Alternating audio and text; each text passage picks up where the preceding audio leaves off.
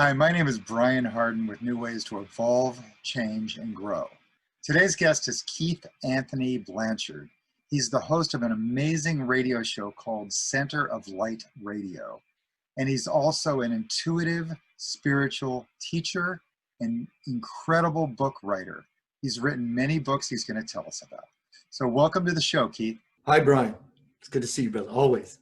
Well, thanks. Hey, so I am excited that you're on the show. You've been a show host yourself, and you don't get to talk as much as some of us do. And I'm excited to finally ask you questions. You're usually asking me questions. And I really, really love your show because you get to the meat of the matter and you give spiritual advice during all of the show. So my first question I usually ask everybody is, do you have any tricks and tips and tools for all of us to learn and grow in these strange times that we're in right now? Is there... First one would be to remain open. What does that mean in its entirety? If you can imagine your meat hooks, that which we hold on to life we're good at it. We're good at holding on to life. So let's use those meat hooks consciously. And you put them here and you peel this open. You peel yourself open. You make yourself absolutely committed to being vulnerable. That's what opening is. I am open to all forms of information, that which is in a formation that aligns me with the formation of everything that lives in me. Being open is paramount if you want to expand into that which is everything. I love that. I usually say open-minded and optimism is one of the keys for life. Most of us lose it, don't we? Yeah. Yeah, it's that is the challenge. The challenge is to remain conscious of everything all the time. There's when you go to sleep, but spiritualists aspire for that realm of sleep because they know that the mind and the wants of the mind and body are not in the way. So we become free. There's a little less inhibitions in the way. There's a little less stuff in the way. So we have a little more wiggle room. And so the tip, suggestion, is to become conscious so that you can use your consciousness to become more conscious by turning it within itself. And being the musicians that we are, Brian, we understand what a feedback loop is. The feedback is, for those who are not aware of that term, if you go to a bar, club, restaurant, and people are playing music and they don't know exactly what they're doing with the PA system, or it's a little too loud, there's that noise where everybody goes, oh my God. Well, that's feedback. So in a spiritual context, when we take our very consciousness and curve it within itself, because in the musical way, feedback is sound coming out of the microphone into the microphone, out of the speaker, and it creates a loop. And that's why it ever expands. Likewise, spiritually, when you take your consciousness and begin to turn it within itself, you get biofeedback. And you begin to express and you begin to expand into God's omnipresence, if you will. You simply become conscious of consciousness. That's beautifully said. Yeah. Thank you, bro. So with that energy feeding back in itself, is it that you're aware of your own awareness? Is that what you're talking about? I am aware that I exist versus just existing. Now, if we look into the ocean, a shark is conscious to some degree, but it does not have the capacity to become conscious of its own consciousness. This is the ultimate spiritual dance.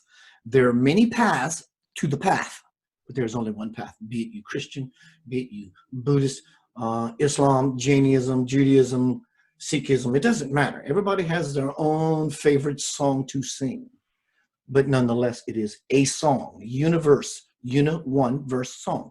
Universe is one song. So there's really only one way, but there are many ways to the way. Wow. Thank you. Thank you. Thank you.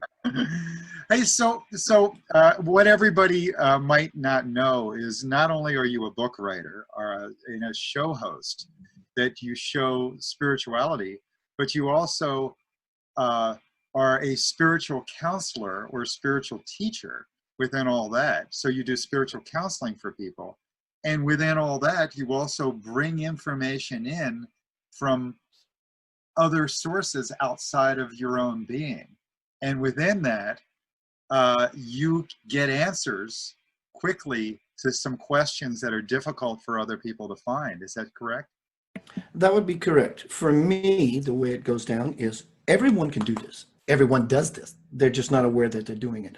I've learned to curb within myself consciously to become conscious of asking the same questions that everyone asks. You know, dear God, or whatever it is that's your way, many paths to the path. Whatever is your way, you are getting what you want, conscious or not. No, the infinite wishing tree is its unconditional love always says, yes, you can have it. Even in lack. Can you imagine the paradox? Can you figure out the paradox of an abundance of lack? Right?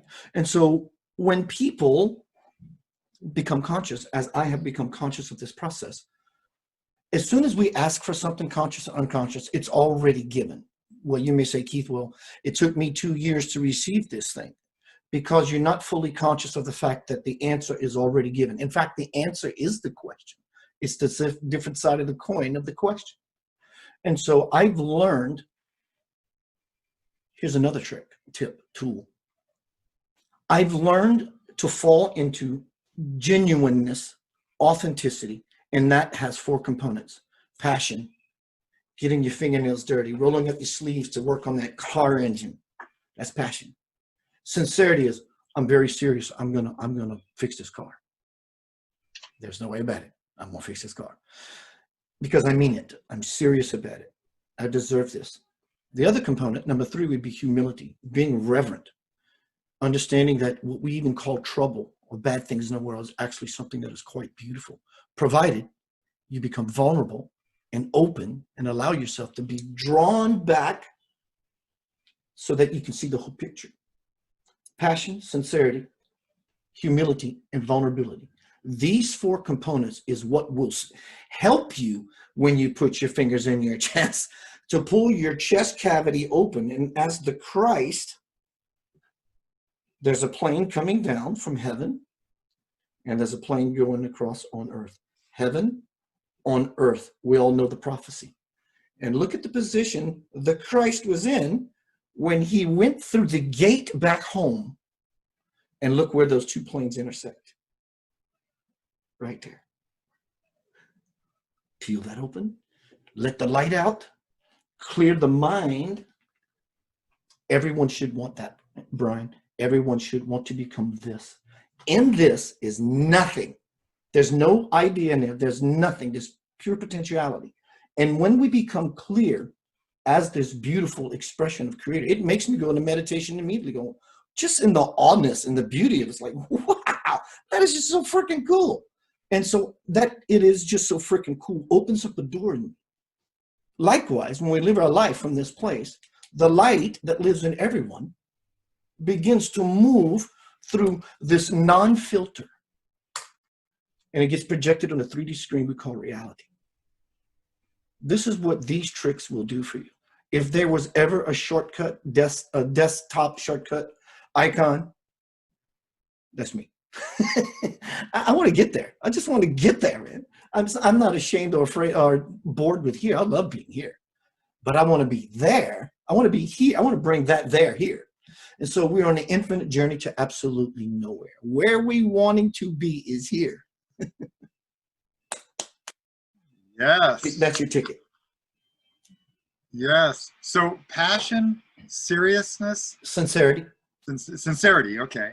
Yeah. And then humility and vulnerability. And is that in the book? Yes. That's in the book. Yes.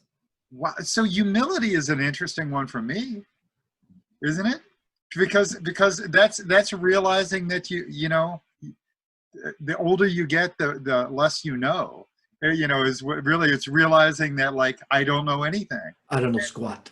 Yeah, or we're also at the same time realizing your vulnerability is realizing that, hey, this problem is an opportunity to learn and grow. And if you don't have those, you don't ever grow. You just live in denial, argue, blame, and complain, and it's always their fault, right? Totally. Yeah.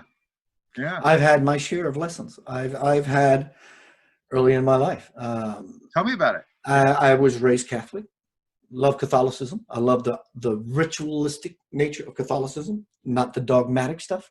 I love that it's a very participatory celebration towards the one path. But I was raised Catholic in the family and the lifestyle and the culture that is known, the guilt religion, if you will. Take that how you like. But, you know, my family, my mother and father were raised under that particular way. And so I got my ass smacked, just like everybody else. And it harbors resentment towards this and parents. And of course, when you get older, the slate gets wiped clean. But when I was living it at the time, it wasn't fun being me. And then some years down the road, 18, 19, 20 years old, I met this girl. We dated for 10 years. I wanted to be a rock star. So I had no job. She was my sex, my food, my shelter, my transportation. She was all of that.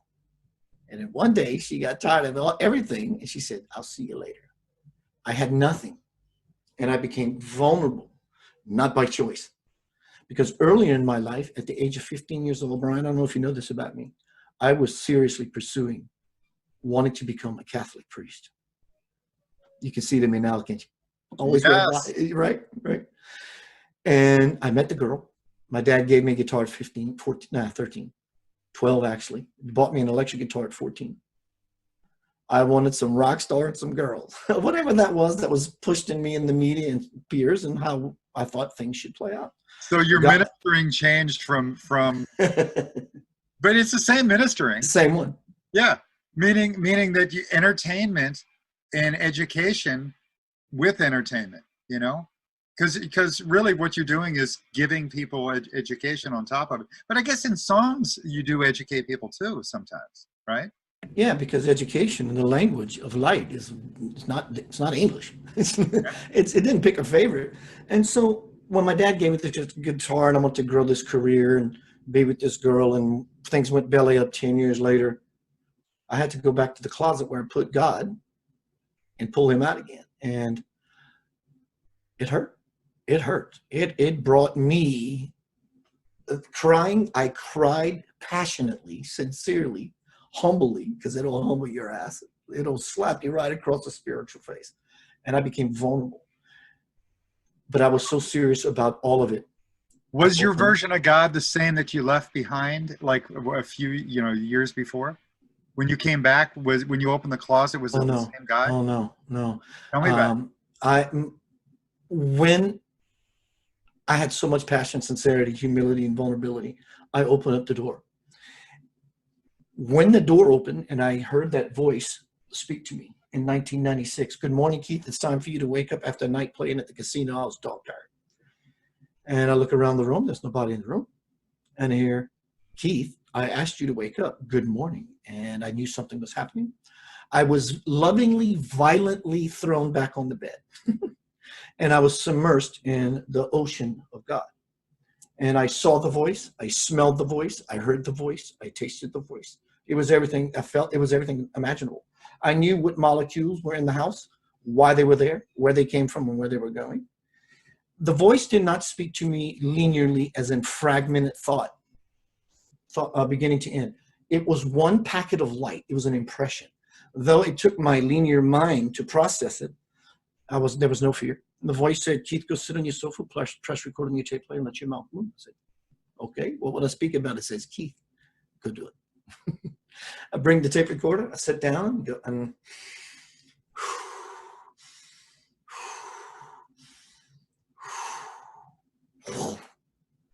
plop, actually insertion, bang.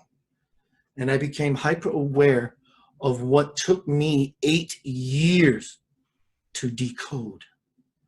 The first year, I was always in this mode. After about a year, the voice said, "That's enough of that. Go live what you've been writing." So you don't recite things like a parrot. Make this real. Anchor it within divine principle. Anchoring heaven on earth. Becoming the this on the that. And so after the first year of transcribing all that was coming to me, Brian, I would sit at my computer from 12 noon to 6 at night, sometimes not at night, with a marijuana cigarette, a glass of water, and I would not leave except to eat or use the bathroom or once in a while run an errand. I wanted it. And it led me to a space of, for the question you asked, it led me to the space of the God, lowercase g, I believed in, this man upstairs, and if I'm good, to, wow, this is cool. Is that the God inside of you? Instead Yes. of the God outside of you, Yes, yes. God inside of you. Yes, it's the God everywhere of all of us. And within everything. You could Everywhere. You could experience God within everything. Yeah. Even the bad. Even the bad. Because the bad's, you know, I could look back in that 10-year relationship and go, oh my God, at that time in my life, it was bad. It was hell. In fact, that's how bad it was. But in hindsight, it's sacred ground. So God, for me, was in the bad. It was the diamond in the peanut butter jar. You know, the diamond in the peanut butter jar is still a diamond. It's got all the sticky, gooey, ooey stuff around it. Thick stuff around it. Putty. All those analogous words. Nonetheless, it was still a diamond. And now mine is actually becoming clean. And so I'm a very joyful man. I'm a very passionate man. I'm very approachable. I love people. I love kissing some faces and hugging some necks. Love it. That's what it's done for me. So do you believe that every crisis or every problem is an opportunity to learn and grow, that you actually welcome the roller coaster ride of life? Those problems, first of all, here's another tip or trick.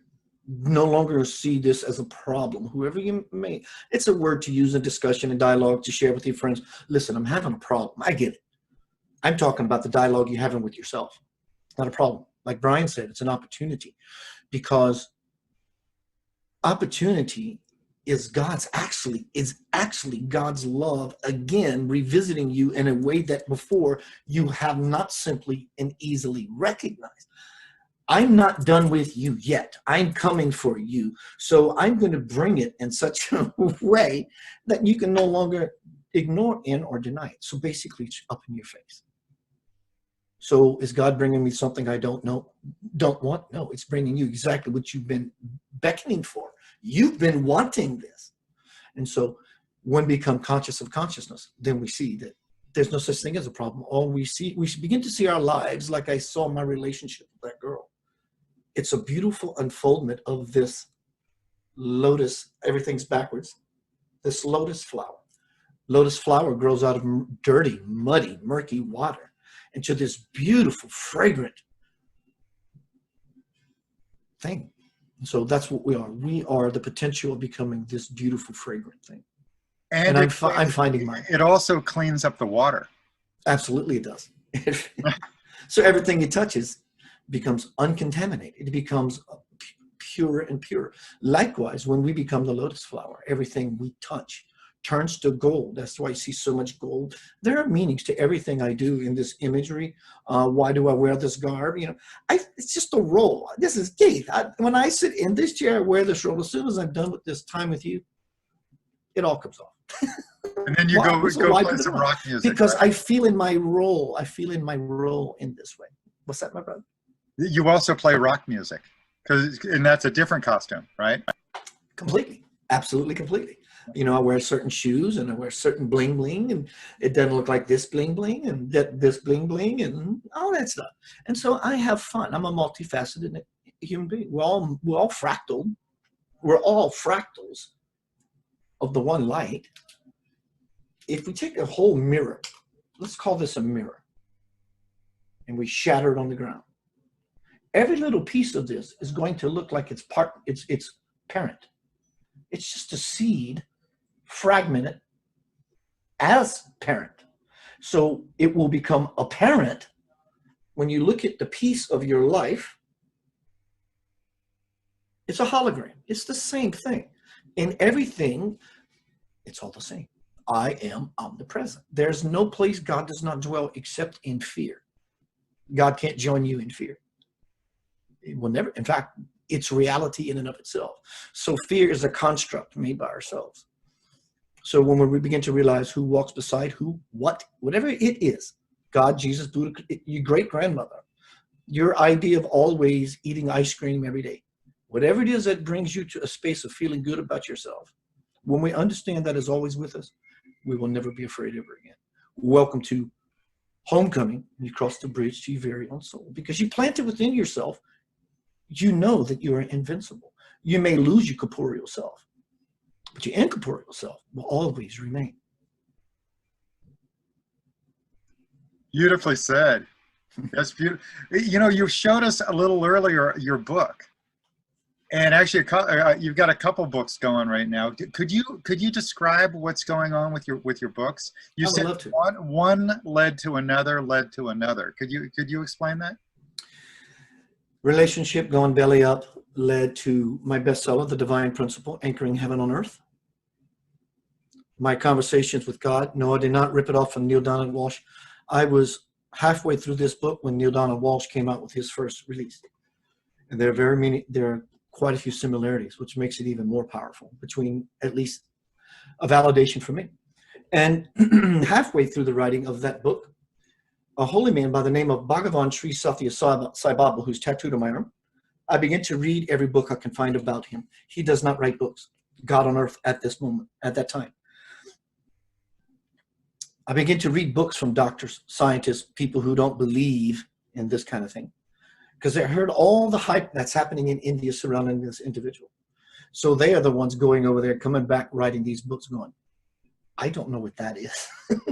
And so I begin to read every book I could find. He starts coming to me in dreams. A year later, I find myself in full-blown consciousness, and he's standing across the river, 100 feet away, 200 feet away.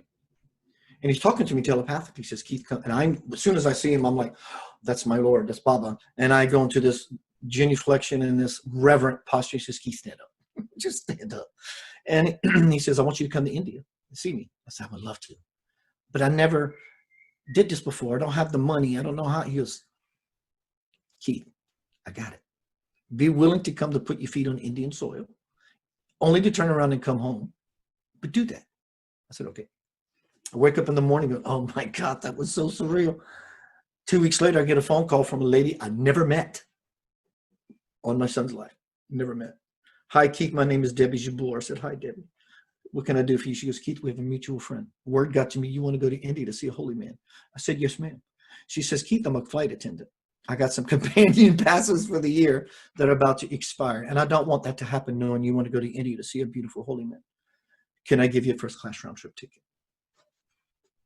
So I wrote For the Love of God, a spiritual journey about my time in India visiting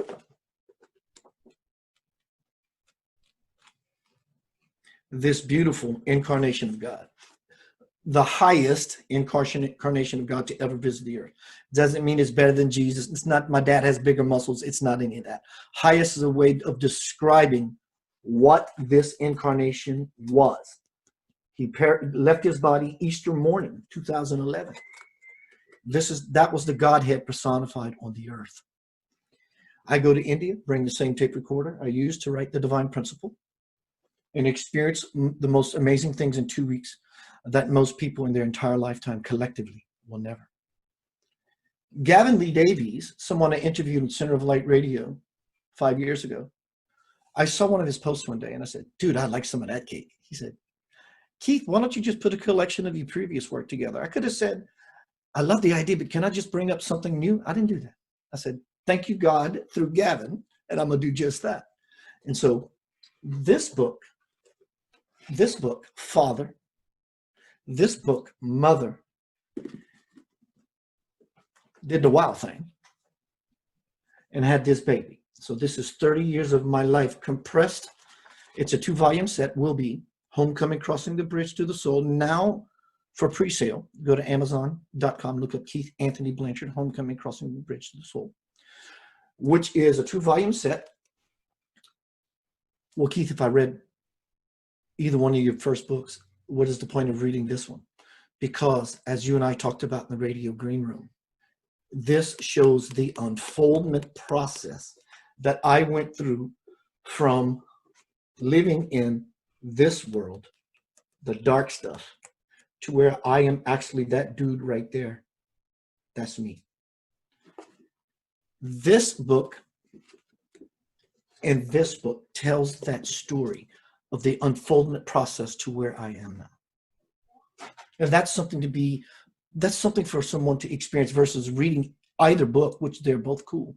This shows I'm the guy next door. It just simply shows like you's, unfoldment when you have passion, sincerity, humility, and vulnerability. That's what the rest of my life is. So within Homecoming, do you speak about those 4 items often? Like you said. Yes, I do. Yes. Wow. Could we get deeper into any of that right now? Do you think we have time for it? I mean, I would love for you to take us on a little journey.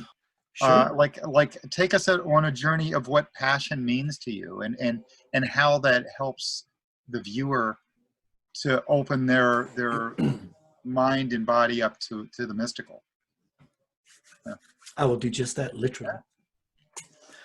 My passion is my want to touch that. I want to spiritually masturbate. I want to touch myself. And I mean it. And it's all in all its eroticness, because you can bet when you touch yourself in such a way, there's an explosion that melts you into your divine parent in a very intimate way, And so I've been doing this so long that I can just simply be Keith and shift into a space. So this is Keith.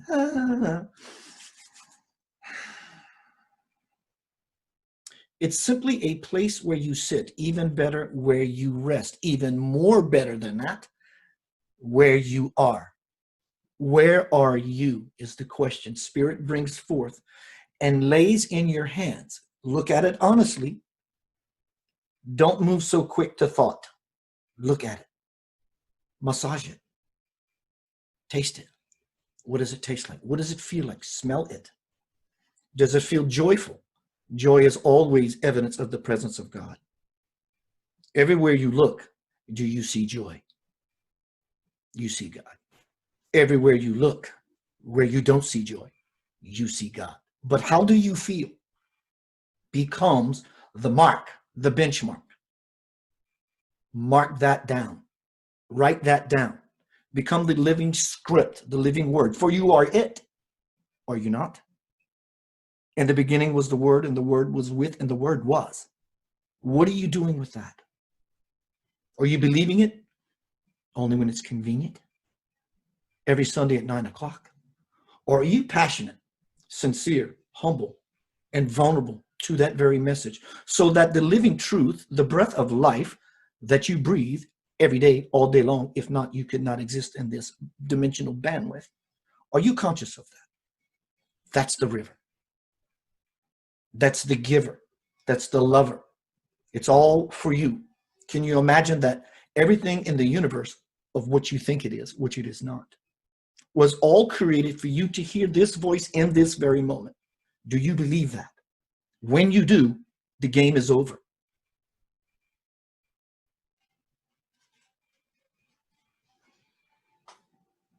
Wow. Thank you. Thank you. Thank you. I want to share, thank you. I want to share what it feels like inside when I sit. It's beginning to push. I feel it. I'm beginning to swell, like my shirt's being opened up, like that very chest cavity is opening. It's such a beautiful energy. It's like the power of an explosion, masculine, but it's also like the bosom of your grandmother.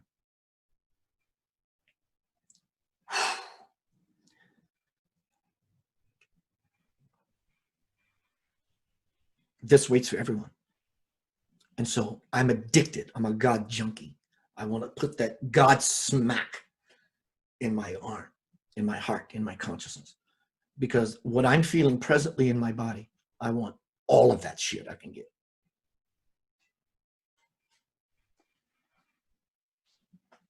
Wow. Thank you for letting me share. Keith, thank you so much. I could feel that. I could feel your passion, your sincerity. And so help me now with the sincerity. because you could feel the sincerity in that too. You can feel that. So how do we turn up the sincerity in ourselves to match what you've got going? How do we get there? What's some advice? Look around your life, anyone, a child, a lover, a job, a car. Find what makes you, not makes you, find the part of you that is that. Just find that part of you. If you have to use the excuse as your child, as an image to hold, and so it calls up the feeling in you,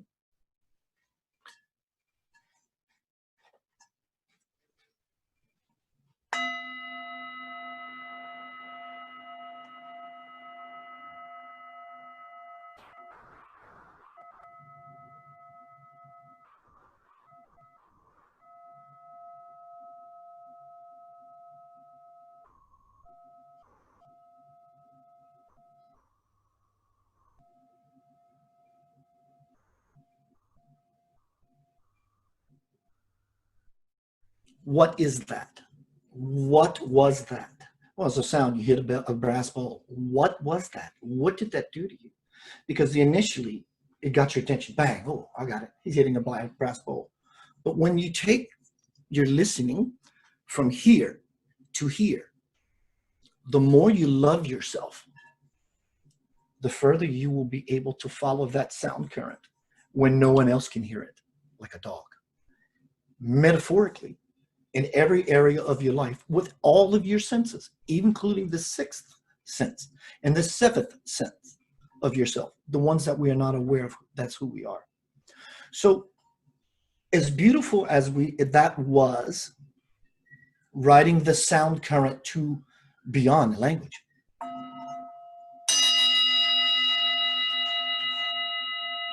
Automatically, we follow this thing to a place. Still taking us. That's a drone.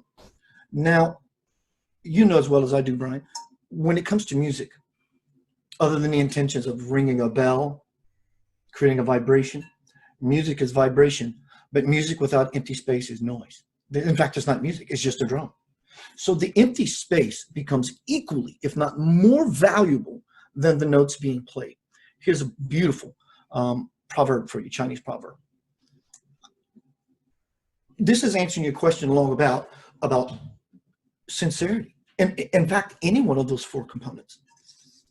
Chinese proverb. If we look at, if I was to ask anyone, we have this big, beautiful tiger, Bengal tiger, and he's in a cage. And I'll say, what the cage is made of? They said, well, metal bars. Okay, great. So your perception is lying to you. If you tell yourself it's the bars that are holding the tiger. The bars are not holding the tiger. Well, yeah, Keith, the tiger can't get out because of the bars. No, it's not. So this is how you open up your perception to fall into the truest part of you that is able to ride the current all the way to the soul. Correct perception is not the bars are holding the tiger. It's the empty space. You keep the space wide enough and the tiger can move out. Put them close together, tiger can't. So immediately we are thrown into correct perception. When we gain correct perception, it's great if you're starting off with, I'm passionate and I'm sincere. I mean it. I kind of mean it. That's all cool. That's all part of the dance until you can master your craft. But right perception will take you there quicker. It'll shave half of the miles off of your spiritual journey. So now the question becomes, how do I take half of the journey off? By wanting to walk 1,000 years. In the first step of 1,000 years is 500 years. And until you take that step, it's still going to take you 1,000 years. Be willing to start walking, and it will hasten exponentially its arrival. You have to be passionate. I am so serious about this. Oh my God, I want this. And the other is, I'm serious. I just mean it. I deserve it. There's your answer, Brian. I deserve it. That's it. I deserve it. God damn it. I fucking deserve it. I deserve this. That's sincerity. I deserve it. I deserve it. So much so, it's not separate from me as if it's something I deserve. It's something I've been missing in myself for a very long time. and simply it arises. Beautifully said. Is the deserve, did that come in just now, deserve? Yes. You love to break down words. I have done this with you also. Yeah, I'm a wordsmith. I love it. And I wonder about the word de and serve. De-serve. Huh. I wonder, just that's for you to work with. So the third one you said, though, is humility. And can you riff on that for a little while? Because humility to me is also a huge key. I mean, so this is fantastic what you're giving us. Thank you. Humility is, if you're not sure exactly, you can go read it. I suggest you go to Webster's Dictionary and look it up. Webster's Dictionary is the resource for the human language, at least in our tongue. There's no argument. You can't argue with Webster's. Everybody has a collective agreement signature. Everybody signs, says, this is what we understand words to mean. And so we use words, which is actually truly only the vehicle for telepathic thought. So humility, go look it up. So, yeah, I understand what humility is. You will truly integrate what humility is when you go find a Buddhist monk. He's walking like this. You are higher in nature when you're kneeling. You are higher when you bow. You are higher when you genuflect. And they will teach you that simply by observation of them. They live their life in service to humanity. They want for nothing, because in this posture, everything is given. Everything is given in this. Everything is given in this posture of humility. It's such a beautiful space. Humility. Your mentor walks into the room that you've always wanted to meet, or rock star icon of yours. And it's like, ooh, what is that? What is all the power oozing off of this sexy human creature? That's humility. Being at the birth of your first child. The birth of your first child. What do you think that is? God is opening the door of the cosmic womb and pushing out this brand new, fresh soul. That's humility. It's all these beautiful qualities of, I don't know anything. And I kind of like not knowing anything, because in the zero of not knowing anything is the potential of everything that can possibly ever be. Humility is an open door to God. It's starting to hammer on the, I use the analogy of passion working on a car engine. Passion would be fixing your car. Sincerity means I mean to drive my car consciously, direct my life where I need to. Inward is upward, is forward, which is toward. So sincerity would be the driver of the car. Humility, I'm waiting to see what drops, is sort of making sure your seatbelt is nicely fastened and starting to accelerate.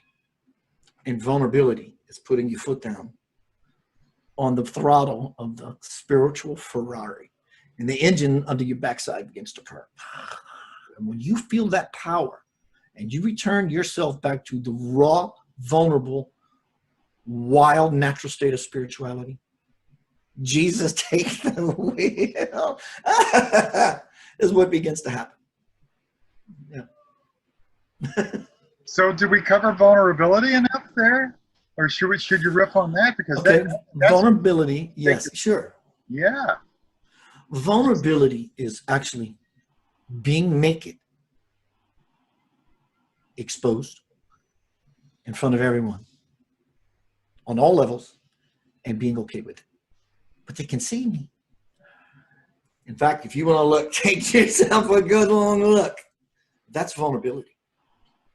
And if we look at this particular these components, they're one. Each one of these components, humility, sincerity, passion, sincerity, humility, vulnerability, they're all one. They're 4 fragments of the one. And every fragment is embodied with the one. They all embody each other as 4 different expressions of the same keys, tricks, tools, love nuggets that when you put into your spiritual tool belt, you become a craftsman.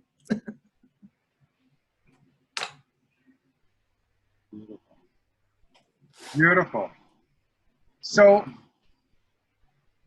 all of this information is expounded upon much larger in all 3 of your books. Is Yes. that correct? Yes. and spread out? And is it digestible? Is it something that every reader can fully understand? I had an amazing editor. Her name was Stella Steele. She was a bag lady. Hanging around her is tough, but boy, was she brilliant. She says, Keith, as passionate as you are about your work, I am passionate about the English language. And I failed English 4 times, and I failed typing twice to become an author. But her being my teacher, humbling myself to this light of English power, I became a pretty awesome writer myself, and I became a wordsmith. And I understand versus just using the words to talk to people. And I understand what the power is in this word. How can I best pull someone into a love nugget or a truth that they can consider as a possibility for themselves? It is very simplistic, but it's very powerful. It's sort of like the empty space between the notes. In fact, language is more important as the empty space between the actual characters and the words that's being written. It's the message which is inherent in the empty space of any book you read. Yeah, you read information and text only to trigger something in you. What is that thing in you that gets triggered? That's the empty space. Because when you're in your space, a message becomes apparent. Inspiration, in spirit, inspired for you to hear it. Beautiful. Mm-hmm. That's beautiful. Thank you. Thank you. So you've gone through some odd, rough times, been on the roller coaster yourself. Not every day is a rosy, happy day, but you focus on what can I learn from all the lessons, you know? And as you raise your frequency, it's not that you only have happy days. What happens is you actually broaden the rainbow. Instead of red is the only color in your thing and all you do is fight, you actually get more colors to the rainbow. And as you raise your frequency, you get even more. And you've probably found that out. What I've noticed with Dalai Lama, for instance, you know, he's still learning right now how to age. He's still having problems. Everybody's got problems. The Pope has problems. There is no end to having problems. And there's always a lesson on the other side of it. So with that growing, you have more opportunities. You can drop down to the old version of yourself and respond in the same old way, or you can enlighten yourself and actually stay with the higher frequency response. And so what is the trick and tip and tool you have for people as they raise their frequency to choose that higher frequency color of the rainbow as a way to respond? You know, that is a fantastic question and very much needed question. Yeah. To create that bridge to the soul. Because if you're here and you're wanting to get there, you just can't get there. You can't even put your feet on the bridge. And this bridge is not a golden bridge, mind. If you're looking for a golden bridge to heaven, you're walking on the wrong path. The bridge is an old crickety rope bridge that you got to cross. That's life. Life is crossing a crickety, rickety rope bridge. So it sways. And so you have to learn the balancing act to get across to you get at least halfway, hopefully 3/4 way to become, at least for me, that person right there. I'm walking into that window. My awareness is as such. But life is that crickety rope bridge. Now, if you can't even step on, in fact, every time you try to step on the bridge, it sways so much you fall. I just can't do it. It's like getting up on water skis for the first time. Because you're using the same logic that created the problem, and you will never do it. So I'm gonna throw you a big bone, a spiritual bone. If something has you boogered and bothered, if you are upset, get upset. Get really upset. Well, Keith, that's not the spiritual. Get upset. Get really upset. Make it a ritual. I'm going to choose today, this week, for a month to process this energy. Literally or metaphorically going to punch this pillow. But the intention is not creating a bad vibe if I'm doing such affirmations. Your intention is healing. So there's a vibrational component of healing. And so this is not going to create karmic backlash. So what you do, for example, someone does something and you want to play the victim role. It's okay. I'm going to play the victim role, but I'm going to do it for an hour. And I'm going to get pissed. And when you're done, you're done. Process is over. because getting pissed is okay. Getting mad and you staying in the constant madness, you will never ascend. So what you do is you take the tool, the diamond in the peanut butter jar. The diamond is the blessing that's going to come from this. The peanut butter jar is the person that pissed me off. When you're done with it, you put it aside. You're just simply done with it. But you can choose to allow yourself to process the energy that has always been left incomplete. And it will store itself in your subconscious like a thorn in your mind. Though you may not thinking about it, it is affecting your vibrational frequency. Hence the reason things keep happening. But I'm a good person. Things keep happening. I'm a good person. Things keep happening. So what you do is you honestly look without blame of the other person. I can't wait till karma comes around, and I hope I'm there to see it when it happens to them. Maybe that same karma came by and kissed you on your face as well. When you understand that, it's a motivating factor. To be upset, give yourself the gift of being human, because being human is divine in and of itself. So you be human. Be you full out. Play the game till it's over. You will never win the game until you get to the end of the game. So get to the end of the game. Step on the game of life with your pawn, which you think is you, which you're not, and play the game fairly. Don't cheat. The eye is watching. The eye is watching. And so allow yourself to feel your feelings.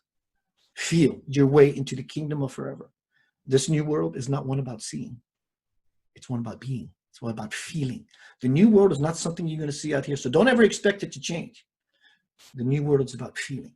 And suddenly through the silence, the new world appears. That's the lesson. We're all in that space. We're all moving to that space, but it's only available for those who follow such spiritual models as I'm laying out. I'm glad you said that about feeling, because I've since I started learning and then speaking about the evolution of consciousness, I've known from not just my mind, but known from my heart.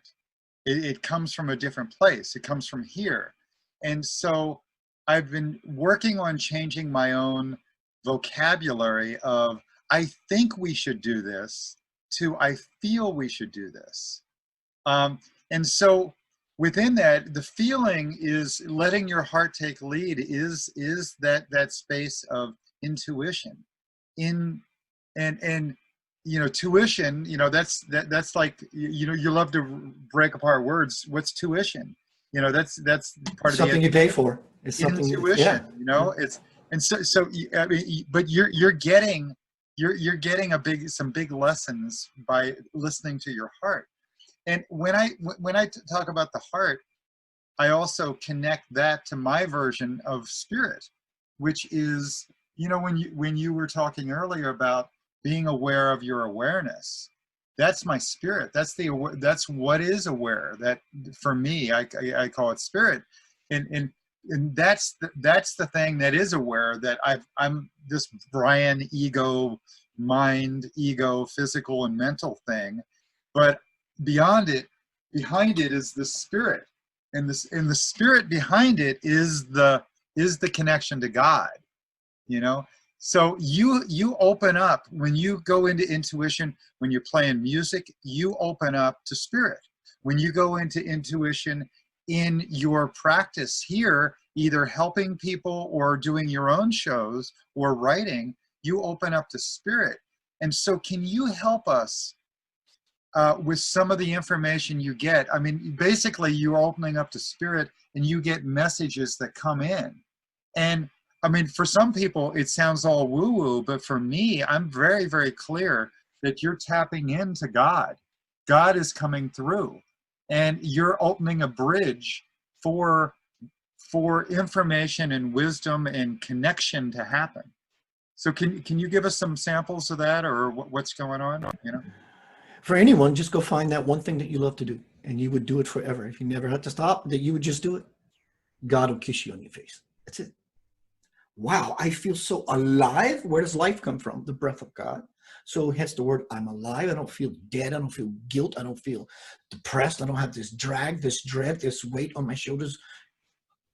binding my feet so I can't walk forward. So it's simply just doing what you love. If love is synonymous with God, then when you do what you love, that's God in motion. You know, hence we have emotion. It creates an energy motion, an emotion in us that we're actually riding the divine ocean, playing in the water, versus being in the same life current. We're all in the same current. Many people just not in it consciously. And so for those who are, we're moving down the river consciously, the living life stream. But for those who aren't, they're in the life stream, but they're as a solid rock, only to be ridden out with care because their life now becomes turmoil and or rapids. And they still try to push upstream like a salmon, only to, when they get up there, to be eaten by a bear. So when we find struggle, stress, strain, struggle, I gotta try, that's swimming against the current. So you don't have to turn your raft. Just simply put your oars down. The current will turn you, and merrily, life is but a dream. You go down the life stream, because nothing you want is upstream, nothing except exhaustion. And so when you do what you love, think about this. When you're doing what you love, let's say, for example, when I was a kid, I used to love to play basketball. And 3 hours would go by like that. Go sit in a doctor or dentist office for 45 minutes. Nothing has changed here except the person's perception. So what is greater? To do what I love, or not do what I love? Because one depletes time and one makes it seem like it's dragging. None of those are correct. Most people think it's either this or that, and that's not the one I like, so it must be that one. That's not correct choice either. It's correct for you. It's not the highest reality. The highest reality, as Brian said a minute ago, is between the this and the that, the good and the bad, the Trump and the Hillary, this and that, this and that. Who is that? Who is this being that is seeing two choices being laid before them? In so doing, there's a third component that becomes present.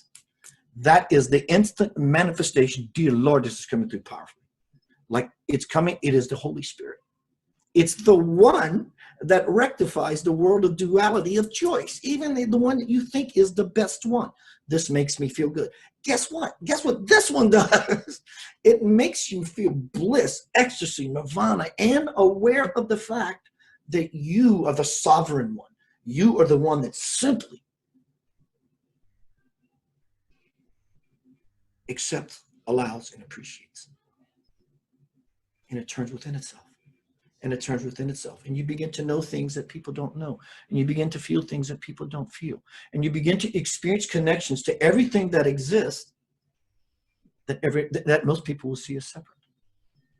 This is the magic I'm talking about. It lives inside of everyone. Which lives in us creates worlds and universes. Game's over. I've found that what we focus on grows. Yes. And so love and fear are what those two things are that you're talking about. And when you focus on love as opposed to fear, wow, that's a manifestation, because what you dream can come true, or what you fear can come true. If you put all your attention on fear, well, that's what you're just asking for, you know? So totally. Water the weed or water the plant. Either one you give your attention to is the one that's going to grow. Yeah. Yeah. So tell us about the show that you do and how often that happens, and how they can connect in on the show. Can you explain that? Yeah, thank you. You can find me at youtube.com/Center of Light Radio. You can find me at centeroflightradio.com or KeithAnthonyBlanchard.com. Those two addresses go to the same site. I'm all over Facebook. But if you want to be a part of this particular these presentations that I do 4 or 5, sometimes, whatever. I'm always doing them. You can find me if you want to be up close and personal, so to speak, with me. Facebook.com/KeithAnthonyBlanchard. Or if you want to be a little more in the theater kind of thing, YouTube would be a better. But either way, go to YouTube and please subscribe to my work. These sessions are pretty much like you see with my time hanging out with my beautiful friend Brian. I just find a topic. If Brian could or would, someone just throw a phrase at me that would be title-like. That's all I need. And I follow that into the current. Let me make up one. What is happening in the world today? And then I just sit and I offer that up In is up is forward as we move forward. And it just comes out. I don't like the word channel. It is a correct word, but it's so much negative connotation to it. I just make myself vulnerable. And presence begins to happen. Sometimes people ask me, Keith, can you talk about anxiety and depression? And I will honor my friends and my lovers, my tribe, you, whoever you are. Keith, I'm having this tough time, and I will go inside for you. And many people collect in the room, and it's a beautiful experience. Everyone begins to unfold like a flower. And I have no greater joy in my life to see something that I've done bring a smile to someone's face and expands their heart into a beautiful space. That's me. There's no way out of it for me. This is me for the rest of my life. I've watched you do it, and sometimes it's kind of like opening up the Christmas tree lights. You open up this basket of Christmas tree lights, and they're all, all the cords are wrangled up, and it takes you a little while to unravel the cords. And by the end of where you're going, they all get smoothed out and unraveled. But it is kind of crazy at first. I've seen you approach subjects that are really hard to address, and you get there. You take them down the road, and you're patient and willing to unravel those cords. Is that correct? Yeah, absolutely, it's correct. And see, I can sit here and dissect what you said. You said Christmas tree lights. This is how powerful what you said. Christmas. What does Christmas mean? The birth of the Christ. Dear Lord, this is the word you chose. Christmas, the birth of the Christ. Christmas tree lights, the light, the tree of life.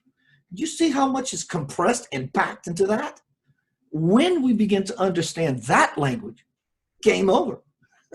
So it is exactly that. It was so beautiful. That's a beautiful analogy. The pulling of them, the stretching them out, the passion to want it to unfurl, unroll, the sincerity. I'm going to do this until it's done. The humility is, oh my God, I can sit here and pull, but I'm going to make some fun with this. So these all apply. But yeah, I loved your analogy. That was fantastic. It is very much like that. It's like looking at the problem honestly. Let's call it what it is. If it isn't this, let's call it that so we can get beyond the game of a label. So let's let the monkey have what he wants. He wants his label. He wants his banana. He wants his label banana. So you give him his banana. So while he's sitting over there quiet with the mouth because he's got a mouthful of banana and can't speak, you, me, we as the observer can now drop back and hear the dialogue, the cosmic dialogue, versus being stuck in the monkey because he's constantly yammering. He's saying, but, give me my attention. So you give the monkey his banana. And then you, as the witness, draw back, fall into the spirit. That's what you are. And so that was a beautiful analogy. I loved it. Yeah, it's exactly what it feels like for me. Yes. Thank you. Thank you. Hey, so all right. So here's my last question, and I'm going to leave it up to you. What is there any question I forgot to ask here? You know, like give us some juice here. You know, give us some excitement. I mean, I would like to share this. This came to me in 1996. I was new. I was passionate, sincere, learning humility. Not yet anywhere close to vulnerability, but I did have the two key components. And I'm in meditation and I hear, my soul has a name, what is its name? And it said, Yanava. I remember that all these years. In fact, many years ago, I used to brand myself as the Yana-O center of light. Yana-O, O meaning completion. If you look in the Y in the yoke, there's a circle. This is a multidimensional language of light that I'm revealing to you. One, you are looking at a multidimensional language of light by looking at Brian, looking at this screen. This is all light. If you are not, people think the light lives inside them. But you are the light. You are 98.6 degrees of radiated light. If you were not that, you would be invisible. So these letters, Yanava, this name, Yanava, I was told by Swamiji, God realized man from India, who is God on earth today, without a doubt. His mission will not fail. It's unification and a peaceful humanity. All that being said, I asked him this question from all those years ago. And he said, yes, he said, listen to me very carefully. He said, primordial second seed syllables of the soul. And he said, it's actually not Yanava. He said, it's Yaha, Naha, Vaha. So this is a very, very old language of the ancient church. I would like, if I may, Brian, can I read my mission statement from that very? I would love that. Thank you, thank you, thank Yeah, you. I'd love that. Yeah. So my face is a little white. So let me open up this document. This is something that came to me when I woke up one morning to start my day. Let me do this correctly. I'm gonna get this whitewash off of me. There we go. And there's my brother Brian. So let me read this. This is a mission statement. I'm starting a new religion. I'm bringing back the old one. I am a living testament. I am an anchor for the old way. Many of us already are, whether you know that you're doing it or not. But this would be, let me call it out as it is. This is reestablishing the ancient church, declaration of the new divine establishment mantra mission statement. I am a soul of divine light here on this planet to use my God-given abilities for peace and unity as an anchor for the prophecy of heaven on earth. I am that which is and will always be. My intent is to be conscious every moment, placing my feet on the path toward the kingdom of my divine birth. It is my divine birth I now claim.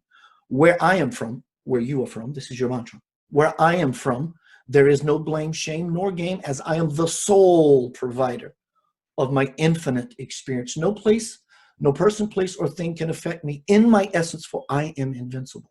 My will is to ever move inward, upward, forward, toward the great central sun, S-U-N, sun, S-O-N. I am that sun, S-U-N, daughter. And because I give warmth and light to everything, I can never die, for I am eternal. My divine principal parent is calling me home, and I must go. As I have patiently and powerfully taken steps for eons, I now find myself, standing at the gate of God. With every breath, I cross the threshold and into the kingdom of forever. At last, I am at peace. For I am a child of the infinite light of God, and so it is. Amen. Amen. Yanava. The Y is Yah, God. It's the heart. It's the fire. It's the power, God. The circle inside the yoke represents wholeness, unity, balance, divine. The Na, the end, see that there's a little linear line on top. That's the mind. Clear or not, it is the mind. I don't know how this all fashioned itself together last year. All these things with these letters. So Na is the mind, right discernment, right judgment, clarity. Va, the backbone, if you look, there's a spine inside the V. It's the backbone. Ya, na, va. Yaha, na, vaha. This is the ancient. If you used to have a name, as soon as you quote, became an individual expression from the Godhead, that's your name. And that's exactly what your letters look like, is Yanava. So this would be the will. I'm serious, but also mean it. Be clear about what you're choosing in your life. It all comes to fruition. No prayer, conscious or not, remains unanswered. Va is that which gives us the ability to be erect, to stand up in life with all confidence, to say, yes, this is what I mean. Even a person who is a paraplegic or can't walk, they can still have an erect va. So ya, na, va, yanava, yanava. It sounds ancient. It sounds natural. It just sits there and it does its thing. So yanava is space. This would be place. And this would be to anchor that, to become the light of all that is good. Do all that is good, and all that is good will happen to you. It's easy. If you're trying too hard, the door's shut. The bridge begins to wobble. Stop trying. But Keith, there is no how. No one can tell you how. There is no how. There's no how. There's no way except the way. And the way is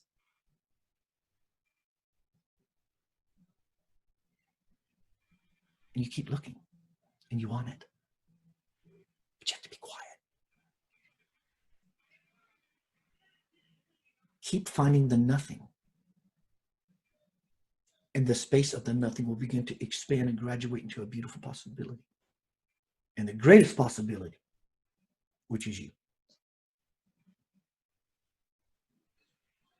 There's nothing else. It's pretty easy. What I heard was the way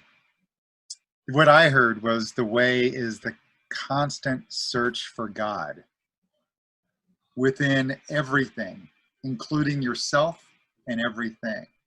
And that constant search helps you get the frequency higher, helps you expand the rainbow, so you have more opportunities to make choices.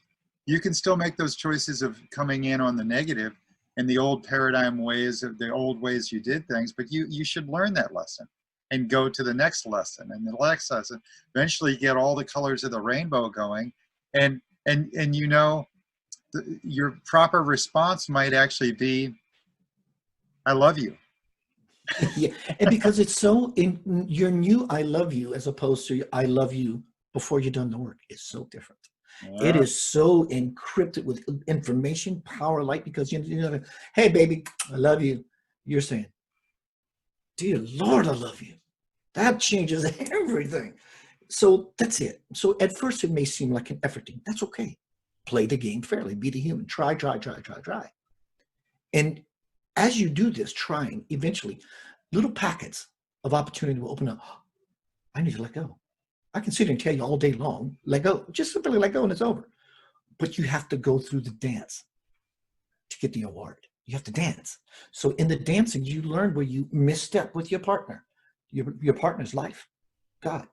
And so when you learn when to step, when to not step, when to allow, when to lead, when to be the receiver and the passive, simply, it may start off as wanting that until it becomes you are, by default, living the I am wanting that versus the active seeking. Just you walking your feet on the earth every day as the person that you are is constantly looking for spirit.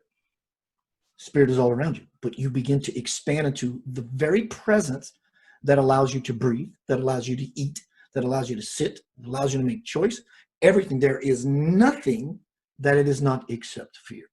So simply said, when I move out of fear into the love of myself, because you are enough, that takes the search out. When you love yourself, there is no more searching, because there's nothing beyond the love of yourself that you can possibly want. That's true wanting. It's yearning, burning, turning, churning something so inside of you. When you impregnate the cosmic womb with that, your divine mother, the doorway to God, as we came here through impregnation, a seed was planted. The way in, the way in here is the same way out. It's the same highway. You get birthed back to the divine as you've been birthed to this place. It's the same door. One highway. It goes the same way. Alpha and the Omega. So what do we call all that between? If God is the beginning point, so we put a dot. God is the alpha and the end point, and put a dot, the omega. What does it make all that if you take a pencil and you draw the line between the 2 points? So it's the monkey, the va, that's not clear. So when we clear the va, the na, the mind, when we clear the na, simply we begin to see that it's not the alpha, the choice, or that choice. It's not the alpha nor the omega. It's the whole thing. And when we really, really begin to curve that within ourselves, you will understand the meaning of life. And the meaning of life is go look in a mirror and love that being that you see. God bless you. There's nothing else. God bless you. Thank you. Yeah. You took us on a ride there. Thank you. I mean, that was some juice. Thank you. So could you give us one last little wrap up here on the book, your website, your Facebook, and where you want to take people? You also do counseling, right? And then of course music. But take us where you want to go there. I'd like to talk about the counseling. You having a tough time in your life? I'm your guy, and I will not leave your situation until you achieve the very reason you asked me to hang out in your life with you. That's me. My work is not expensive at all. It's not my work, it's my play. Most people they don't understand why certain people, such as myself, even you, or anything you do in your life, there's a fee for it because it means something to you. You will integrate the lesson when you give back to the system that is blessing you. I work very cheaply. I work very seriously and passionately. So what is it like to be in a session with you? If you ask me a question, I will listen. I will listen. I will listen to what you're telling me. I will listen to what you're telling me. And I will listen to what you're telling me or asking me. Tell, asking. And then I'll say it to you in a certain way because you came to me for counseling. And I'll do this a number of times. When that does not work, I will grab you and throw you into the moving river. I will literally pick you up. But I want to go swimming, Keith, but I'm not sure. I've never swam in my life and I have a fear. So what you can do is you put the water wings on and go swimming. Yeah, and you keep playing this game with me, I'm going to pick you up and throw you in the river. And you will learn how to swim. You will learn how to swim. Because what I will do is I will bring the one thing you've been tiptoeing around as you're asking me for this help or this time with me. And I'm going to just put it right in your face and say, what do you want to do with this? Do you want to play with this? You have to play with it. You can't just put it on the shelf and ignore it. You have to look at it. It's not, taste it, take it home and name it George. And when you do, you become familiar with something. You become the master because you know how it works. You know how it plays. You know what it wants from you. Put it aside. That's what I do in my spiritual work. I will help you become that. I bring my intuition with me, which is very, very strong. But I will not play psychic. I won't do it. I may throw a bone to you once in a while, not because I want you to come back. I want to empower you so well that you never come back. I want you to be clear, and then you can make the choice for yourself. That's my spiritual work. But you can find me, again, please, everyone, pre-order 30 years compressed of my life, of my passion, sincerity, vulnerability, and humility. Crossing the Bridge to the Soul, Amazon.com. Look up Homecoming, Crossing the Bridge to the Soul. Keith Anthony Blanchard. You can go to keithanthonyblanchard.com, centeroflightradio.com. All of my books are there. My movies, I made 2 movies. My music with Lavender Soul, spiritual band comprised of members of the Memphis Symphony Orchestra. It's all there. My life is very rich. I'm very rich. I'm very blessed. I can't contain it anymore. I got to give it away. So you can find me in all these websites. You can find me again on Facebook at facebook.com/Keith Anthony Blanchard, facebook.com/Center of Light Radio. I'm always doing presentations. It is my joy. And in my joy, I find the presence of God, and I'm going home on the earth. I am a testimony. I know why I'm here. I've been charged with a mission by the office of the Christ. I don't say that idly. I'm very clear about who I am and why I'm here. And the spiritual masters on the earth that I've been fortunate and humbled to hang out in physical proximity with, it tells me many things that most people don't know. Why wouldn't I want to share that? It's not time. So I'm going to be here for a while. You're going to be here for a while. Let's play fairly. Let's play together. Let's play nice. Yonaba. I could feel that. Thank you so much. Wow. So I speak for Keith. He is the real deal. He's creative. He's open-minded. And he's intuitive. It's all there. The package is real. He plays with humans in a silly, fun, open-minded way. It's not all serious and it's not all play. It's a balance. And then it all comes through his intuition, just like your music. It's beautiful. And there's a balance of knowing and feeling, and you've got it. So, and I love your jams when you just jam on the topics. And so tune into what he's doing, because he's a real deal, you know. And I wish you were my neighbor. We have never met in person, right, face to face. How long have we known each other? 3-4 years? Oh, longer than that, bro. I'd say maybe 5 or 6. and Right. we talk like we're brothers and we're neighbors. Yeah. I can't wait to meet you in person. Absolutely. I'm gonna kiss that neck. You know, he's 7'8". He's one of the tallest human beings in the world. All right, let me show you. Yeah. I'm actually 5'4.5". What? On a good day, I'm 5'4.5". All right. You know, how tall is Prince? Oh, probably less. Really? Yeah. And he was like the greatest of all. Hey Google. You know? Yeah. How tall is Prince? You're talking to the God box now. 5'3". Oh, you could dunk on him.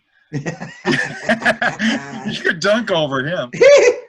I had no idea. I was just, because to me you are 7 or 8, 7'8". Oh wow. Yeah. You know, so I have no idea. I've only seen you on video.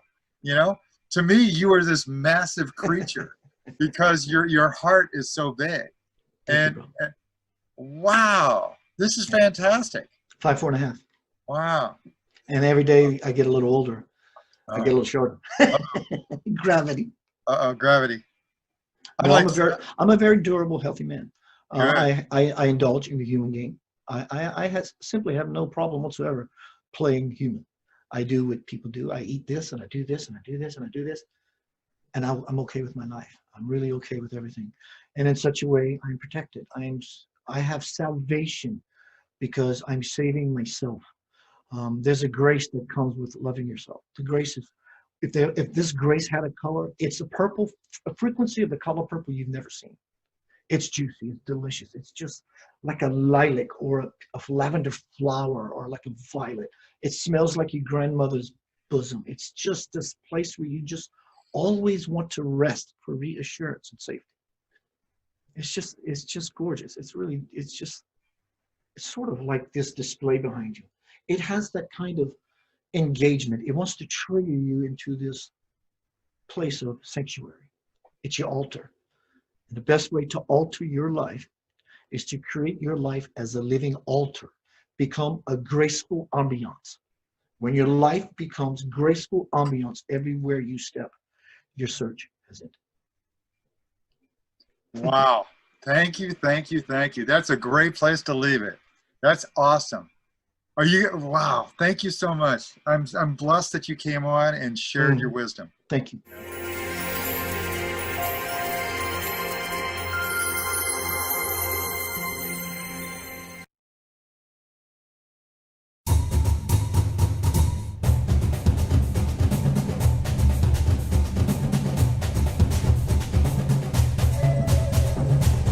Maybe people from the cities looking for certain things that they need, not to become like everybody else.